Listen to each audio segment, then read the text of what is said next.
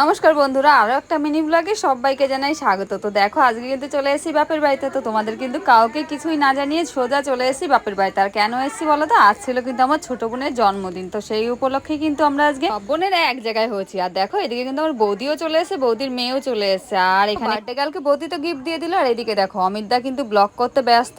আর এখানে কিন্তু বোনের বান্ধবী এসছে, আর একজন আমাদের সম্পর্কে মাসি হয়, তো সে সবাই চলে এসছে। আর এদিকে আমার দিদি দেখো, দিদির ছিল আজকে একটা প্রমোশন শুট, তো দিদি সেখান থেকে একদম চলে এসছে বাপের বাড়িতে। আর ওরা অনেকক্ষণ আগেই এসছে, আমি কিন্তু একটু আসতে অনেকটাই লেট করে ফেলেছি। আর এদিকে দেখো আমরা সব এক জায়গায় হয়েছি কিন্তু বোনেরা।